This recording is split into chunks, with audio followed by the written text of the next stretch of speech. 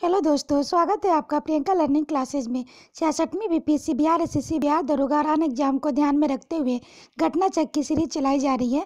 इसके अंतर्गत हम लोग भारतीय इतिहास के आधुनिक भारत के क्वेश्चन को देखते हैं ताकि एग्जाम में आपका कोई क्वेश्चन न छूटे। तो चलिए हम लोग देखते हैं आधुनिक भारत के क्वेश्चन। आज का टॉपिक है प्रांतीय चुनाव एवं मंत्रिमंडल का गठन 1937। इसके बारे में हम लोग नोट्स के माध्यम से देखते हैं। वर्ष 1935 के भारत सरकार अधिनियम के आधार पर फरवरी 1937 में प्रांतीय विधानमंडलों के चुनाव हुए, जिसमें कांग्रेस अपने प्रतिद्वंदी दलों को सफाया करते हुए 5 प्रांतों मद्रास 65% मतों के साथ 215 में से 159 है, बिहार 75% मतों के साथ 152 में से 98 सीटें, मध्य प्रांत एवं बरार 61% मतों के साथ 112 में से 70 सीटें, संयुक्त प्रांत 65% मतों के साथ 228 में से 134 सीटें तथा उड़ीसा 60% मतों के साथ 60 में से 36 सीटें में पूर्ण बहुमत प्राप्त किया। कांग्रेस बम्बई और 175 में से 86, असम तथा उत्तर पश्चिम प्रांत में सबसे बड़े दल के रूप में उभरी। केवल बंगाल, पंजाब और सिंध में ही कांग्रेस सबसे बड़ा दल बनने से वंचित रहे। वर्ष 1935 के अधिनियम के उपरांत वर्ष 1937 में हुए चुनाव में गठित कांग्रेस मंत्रिमंडलों का कार्यकाल 28 माह था। जुलाई 1937 के दौरान 6 प्रांतों में से इससे अपने मंत्रिमंडल गठित किए गए। ये प्रांत हैं मद्रास, बम्बई, मध्य प्रांत, उड़ीसा, बिहार और संयुक्त प्रांत।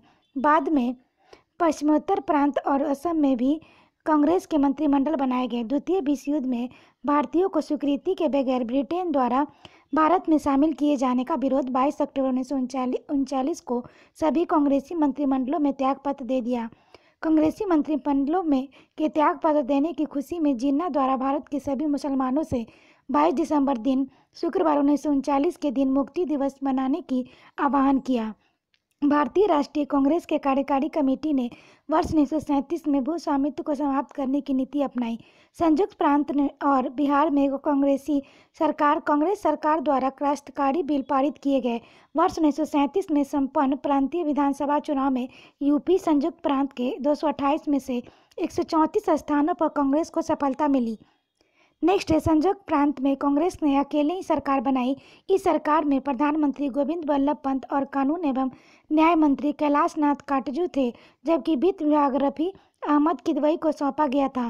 कांग्रेस प्रशासित प्रदेशों में मुस्लिमों की शिकायतों के संबंधित रिपोर्टों का कालक्रम इस प्रकार है: पीरपुर रिपोर्ट 1938, शरीफ रिपोर्ट मार्च 1939, फजलुल हक रिपोर्ट अथवा मुस्लिम रेफरेंस अंडर कांग्रेस रूल 1939। अब इससे रिलेटेड क्वेश्चन देखिए। 1937 में संपन्न विधानसभा चुनाव में इंडियन नेशनल कांग्रेस को निम्न में से किस प्रांत में बहुमत नहीं मिला था? तो इसका आंसर हो जाएगा पंजाब।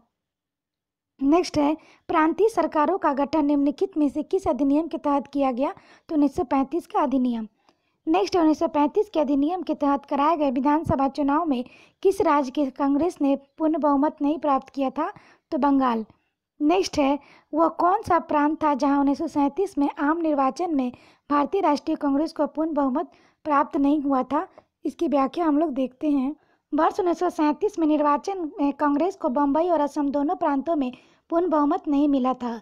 नेक्स्ट 1937 के चुनाव में कांग्रेस द्वारा बहुमत प्राप्त प्रांतों की संख्या थी तो 5। नेक्स्ट है, ब्रिटिश भारत के निम्नलिखित प्रांतों पर विचार कीजिए। उन प्रांतों का पहचानिए जहां 1937 में भारतीय राष्ट्रीय कांग्रेस के मंत्रिमंडल नहीं बना। तो ये बंगाल और पंजाब थे। नेक्स्ट है, वह प्रांत जहां 1937 में आम चुनाव के बाद भारतीय राष्ट्रीय कांग्रेस ने अपनी सरकार नहीं बनाई। तो बंगाल। इसकी व्याख्या देखिए। जुलाई 1937 के दौरान 6 प्रांतों में भारतीय राष्ट्रीय कांग्रेस ने अपने मंत्रिमंडल गठित किए। ये प्रांत थे मद्रास, बम्बई, मध्य प्रांत, उड़ीसा, बिहार और संयुक्त प्रांत। बाद में पश्चिमोत्तर प्रांत और असम में भी कांग्रेस ने अन्य सहयोगियों के साथ मिलकर गठबंधन मंत्रिमंडल बनाए। नेक्स्ट है, निम्न में से किस एक प्रदेश ने 1935 के अधिनियम के अंतर्गत कांग्रेस के मंत्रिपरिषद का गठन नहीं हुआ था? तो पंजाब। नेक्स्ट हम लोग देखते हैं, वर्ष 1937 के चुनाव में कितने प्रांतों में कांग्रेस का मंत्रिमंडल बना था? तो 6। इसकी व्याख्या देखिए। वर्ष 1935 के भारत सरकार अधिनियम के आधार पर फरवरी 1937 में प्रांतीय विधानमंडलों के चुनाव हेतु, जिसमें कांग्रेस ने अपने प्रतिद्वंदी दलों को सफाया करते हुए 5 प्रांतों मद्रास 65% मतों के साथ 215 में से 159 सीटें, बिहार 75% मतों के साथ 152 में से 98 सीटें, संयुक्त प्रांत 65% मतों के साथ 228 में से 134 सीटें, मध्य प्रांत एवं बरार 61% मतों के साथ 112 में से 70 सीटें और उड़ीसा 60% मतों के साथ 60 में से 36 सीटें पूर्ण बहुमत प्राप्त किया। कांग्रेस बम्बई ने 175 में से 86, असम और उत्तर पश्चिम प्रांत में सबसे बड़े दल के रूप में उभरी। केवल बंगाल, पंजाब और सिंध में ही कांग्रेस सबसे बड़े दल बनाने में वंचित रही। जुलाई 1937 के दौरान 6 प्रांतों में भारतीय राष्ट्रीय कांग्रेस ने अपने मंत्रिमंडल गठित किए। ये प्रांत थे मद्रास, बम्बई, मध्य प्रांत, उड़ीसा, बिहार और संयुक्त प्रांत।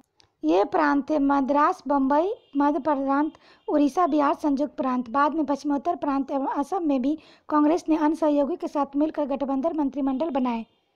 नेक्स्ट है 1935 के अधिनियम के उपरांत 1937 में हुए चुनाव में गठित कांग्रेस मंत्रिमंडलों का कार्यकाल था तो 28 माह। इसकी व्याख्या है वर्ष 1935 के अधिनियम के उपरांत वर्ष 1937 में हुए चुनाव में गठित कांग्रेस मंत्रिमंडलों का कार्यकाल 28 माह था। जुलाई 1937 के दौरान 6 प्रांतों में अपने मंत्रिमंडल गठित किए गए। यह प्रांत थे मद्रास, बम्बई, मध्य प्रांत, उड़ीसा, बिहार, संयुक्त प्रांत।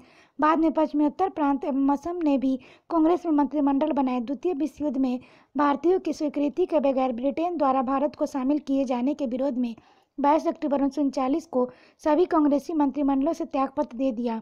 कांग्रेसी मंत्रिमंडलों को त्यागपत्र देने की खुशी में जिन्ना द्वारा भारत में सभी मुसलमानों से 22 दिसंबर दिन शुक्रवार 1939 के दिन मुक्ति दिवस मनाने का आह्वान किया था। नेक्स्ट है 1937 में प्रांतों में मंत्रिमंडल के निर्माण के उपरांत कांग्रेस के शासन कितने महीना चला था तो 28 महीने। नेक्स्ट है मुस्लिम लीग ने मुक्ति दिवस मनाया था तो 1939 में। नेक्स्ट है अपनी किस कार्यकारिणी कमेटी ने कांग्रेस ने भू स्वामित्व को समाप्त करने की नीति अपनाई तो कार्यकारिणी कमेटी 1937। इसकी व्याख्या हम लोग देखें, भारतीय राष्ट्रीय कांग्रेस ने कार्यकारिणी कमेटी वर्ष 1937 में भू स्वामित्व को समाप्त करने की नीति अपनाई। संयुक्त प्रांत और बिहार में कांग्रेस सरकारों द्वारा काश्तकारी बिल पारित किए गए। सभी कांग्रेस शासित प्रांतों में कृषकों को साहूकारों से चंगुल से बचाने और सिंचाई की सुविधाओं को बेहतर बनाने का प्रयास किए गए। नेक्स्ट है 1937 के चुनाव के पश्चात यूपी में गठित मंत्रिमंडल में किसको वित्त विभाग सौंपा गया था तो रफ़ी अहमद किदवई को। इसकी व्याख्या है वर्ष 1937 में संपन्न प्रांतीय विधानसभा चुनाव में यूपी के कुल 228 में से 134 स्थानों पर कांग्रेस को सफलता मिली। संयुक्त प्रांत में कांग्रेस ने अकेले ही रहकर सरकार बनाई। इस सरकार में प्रधानमंत्री गोविंद बल्लभ पंत और कानून एवं न्याय मंत्री कैलाश नाथ काटजू थे, जबकि वित्त विभाग रफ़ी अहमद किदवई को सौंपा गया था। नेक्स्ट है कांग्रेस प्रशासित प्रदेशों में मुस्लिमों को शिकायतों के संबंधित रिपोर्टों पर विचार कीजिए। तो पहला पीरपुर रिपोर्ट, दूसरा शरीफ रिपोर्ट, तीसरा मुस्लिम सर्वे अंडर कांग्रेस रूल। इसकी व्याख्या हो जाएगा 1, 2, 3। व्याख्या है कांग्रेस प्रशासित प्रदेशों में मुस्लिमों की शिकायतों से संबंधित रिपोर्टों का कालक्रम इस प्रकार है। पीरपुर रिपोर्ट 1938, शरीफ रिपोर्ट मार्च 1939 एवं फजलुल हक रिपोर्ट और मुस्लिम सफरीक एंड अंडर कांग्रेस रूल दिसंबर 1939। अब नेक्स्ट टॉपिक हम लोग देखते हैं कांग्रेस का त्रिपुरी संकट 1939। इसके नोट्स देखते हैं। वर्ष 1938 के कांग्रेस के हरिपुरा गुजरात अधिवेशन में सुभाष चंद्र बोस कांग्रेस के पहली बार अध्यक्ष निर्विरोध बने थे।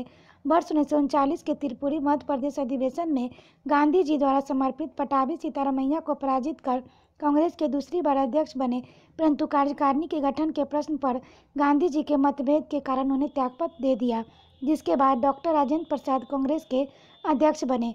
वर्ष 1939 में त्रिपुरी संकट के बाद कांग्रेस की अध्यक्षता से त्यागपत्र के पश्चात सुभाष चंद्र बोस ने फॉरवर्ड ब्लॉक की स्थापना की। यह संगठन वामपंथी विचारधारा पर आधारित था। जब द्वितीय विश्व युद्ध के बादल यूरोप में मंडरा रहे थे, सुभाष चंद्र बोस ने समय का लाभ उठाना चाहा और ब्रिटेन और जर्मनी के युद्ध का लाभ उठाकर एक प्रहार करके भारत की स्वाधीनता चाही। उनका विश्वास आयरलैंड की पुरानी कहावत पर था, इंग्लैंड की आवश्यकता आयरलैंड के लिए अवसर है। अतः इन्होंने गांधी जी तथा अन्य कांग्रेसी नेता को इस नीति पर लाना चाहा कि भारत की स्वतंत्रता के लिए इंग्लैंड के दुश्मनों की सहायता ली जाए। अब इससे रिलेटेड क्वेश्चन है, 1938 में भारतीय राष्ट्रीय कांग्रेस के अध्यक्ष निर्वाचित हुए तो सुभाष चंद्र बोस। इसकी व्याख्या है कांग्रेस के हरिपुरा गुजरात अधिवेशन फरवरी 1938 में सुभाष चंद्र बोस निर्विरोध अध्यक्ष निर्वाचित हुए।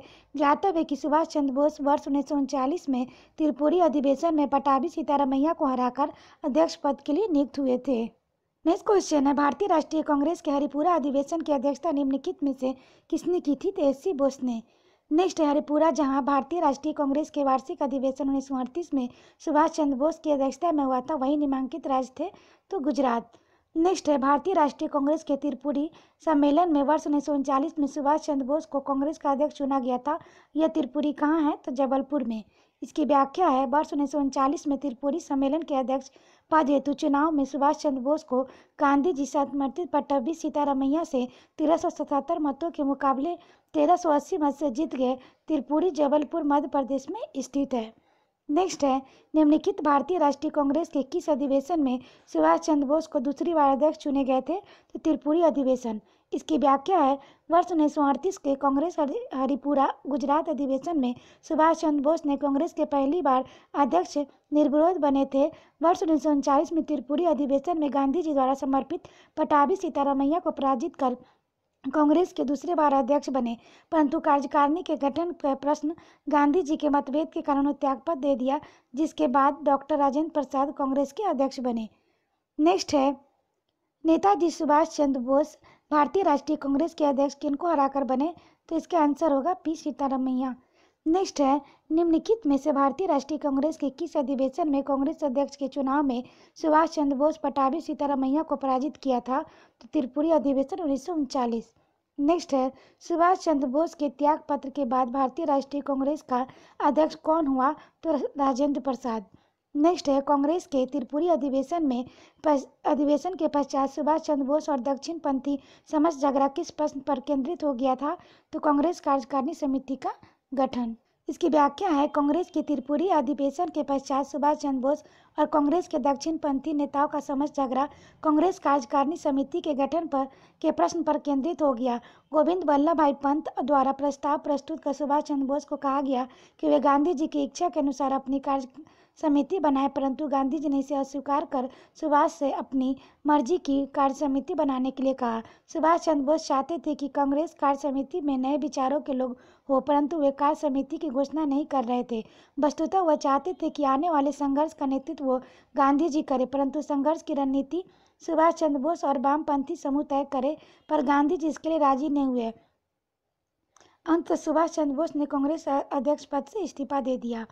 नेक्स्ट है, किस भारतीय राष्ट्रवादी नेता ने जर्मनी और ब्रिटेन के बीच युद्ध को ऐसे ईश्वर प्रदत्त अवसर के रूप में देखा जिसने भारतीयों को उस स्थिति को अपने हित में लाभ उठाने का मौका मिलता? सुभाष चंद्र बोस। आशा करते हैं आपको ये वीडियो पसंद आया होगा और वीडियो को 1-2 बार सुन लें ताकि आपका रिवीजन हो जाए।